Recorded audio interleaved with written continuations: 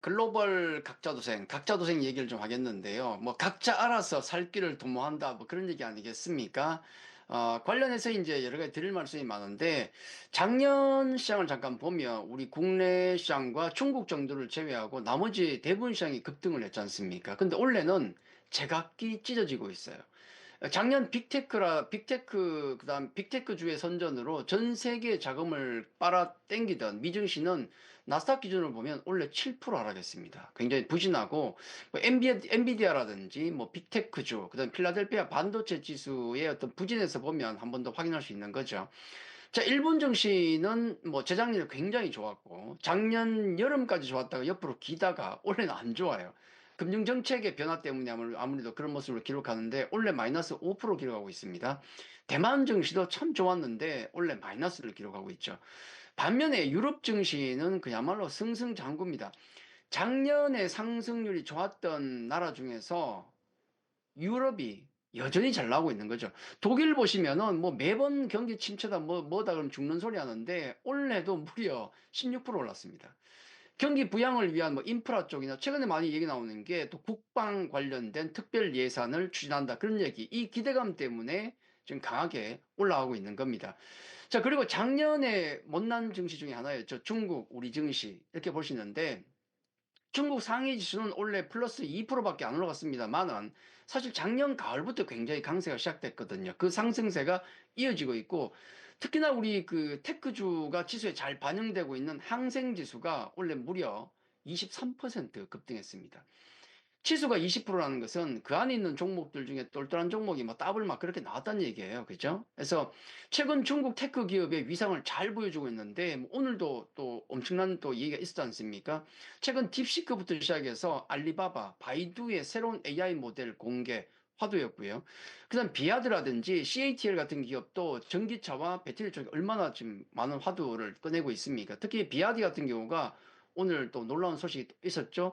차징 시스템이 무려 400km 달릴 만큼 충전하는데 5분 걸린답니다. 물론 정식으로 나와봐야 알겠지만은 대단하다. 그리고 수많은 로봇 기업들 같은 경우도 역시 차세대 테크 분야에서 지금 중국이 두각을 나타내고 있는 거죠.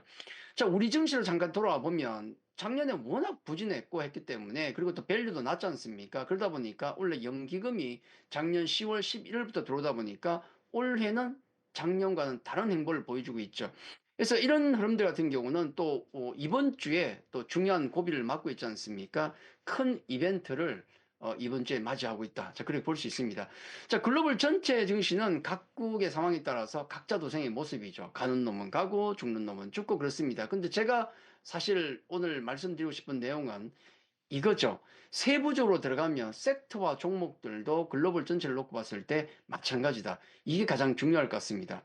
자, 전일 미증시를 잠깐 우리가 되돌아보면은 빅테크 7개, 브로드con까지 포함해서 8개 종목만 딱 부진했고, 나머지 종목들이 강했어요. 굉장히 특이한 흐름이 보였죠. 특히나 낙폭 과대주들 상승세가 돋보였는데, 작년까지만 해도 미증시는 빅테크주가 철저하게 이끄는 시장이라면은 이제는 조금 뭔가 시세가 정체되면서 달라지는 모습이 미국 시장에서 나오고 있습니다. 좀 더 두고 봐야 되겠지만. 그리고 국내 증시도 마찬가지의 흐름이 나타나고 있어요. 특이한 흐름 중에 하나, 뭐 특이할 건 없습니다. 작년에 많이 그랬으니까. 지난주부터 해서 우리 시세의 가장 큰 특징, 매일 주도하는 섹터 종목이 다릅니다. 오늘 이거 올라간다고 사면 내일 그게 빠져요. 그렇죠. 그게 지난주부터 계속 지금까지 이어지고 있어서 굉장히 피곤한데, 실제로 섹터별로 최근에 리포트를 보더라도 보통은 같은 섹터 내에 있으면 투자 의견이 종목들이 비슷하게 나오는데, 오늘 예를 들어 보면 달라요. 예를 들어 조선주에 관해서 리포트가 나왔는데 같은 애널입니다. 같은 하우스고, HD현대미포 같은 경우는 목표가를 오늘 내렸거든요. 근데 역시 방산 쪽에 강한 하나오션 같은 종목들은 목표가를 또 올리다는 겁니다. 그렇죠. 그리고 엔터주들 오늘도 혼란스러운 모습을 보이는데 엔터주 리포트도 마찬가지였습니다. 강한 모멘텀이 있는 SM과 YG엔터 같은 종목들은 목표가를 오늘 올렸거든요. 같은 하우스에서. 근데 반면에 모멘텀의 일시 둔화가 있는 JYP엔터는 목표가 하향이 있었다는 거죠. 자, 이런 걸 놓고 보면 리포트 자체도 같은 섹터 내에서 엇갈리고 있는 모습이 있고, 실제 시세를 보시면은 엔터주 같은 경우 JYP 급락 나왔죠. 근데 또 뭐 일부 종목도 플러스 나고 방산주도 오늘 플러스 난 종목이 있는 반면에 카이 같은 경우는 급락이 났지 않습니까? 리포트와 시세가 앞으로 엇갈릴 가능성이 굉장히 높다는 걸 말씀드리는 겁니다. 왜 그런 모습이 나올 것인가? 우리가 주의해야 될 것이 뭐냐 하면 두 가지가 있는데, 첫째는 공매도 전면 재개를 우리가 앞두고 있잖아요. 3월 30일부터 이제 열립니까? 새로운 세계가 열리는데 그렇게 기분이 좋지는 않습니다.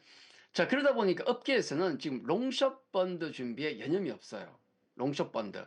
순수 공매도 새로부터 늘어날 겁니다, 물론. 근데 지금 롱숏 펀드 관련된 준비가 많은데, 보통 이런 펀드가 하는 매매 전략이 약한 종목은 숏을 때리고 매도를 하고, 강한 종목 같은 경우는 롱 전략을 취하지 않습니까? 이 롱숏 펀드의 부활이 아마도 같은 섹터 내에서도 뭔가 부실한 종목은 때리고, 좋은 종목, 밸류가 싼 종목이나 좋은 종목 매수하는 그런 롱숏 전략이 섹터 내에서도 다르게 나올 것이라는 걸 우리가 생각해야 되겠고요.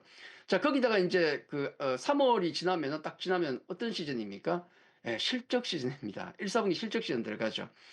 자, 실적 시즌은 철저하게 실적에 따른 흐름을 보입니다. 자, 그런 관점에서 보면 전체적으로 종합을 하면 우리가 어떤 섹터에 대한 공부, 지금까지는 우리가 섹터에 대한 공부를 많이 했었는데 그것보다는 개별 종목의 정교한 펀더멘탈이 더 중요한 시즌이 다가오고 있고 그에 대한 준비를 해야 된다는 거죠. 자, 관련해 가지고 제가 지금 8시부터 공방을 준비했는데, 자, 거기서 뭘 준비했냐면 각자 도생의 우리 증시에서 있었던 여러 이슈들 중심으로 어떤 종목이 롱의 대상이고 숏의 대상인지 살펴보겠습니다. 특히 오늘 쇼킹했던 종목들이 뭐가 있습니까?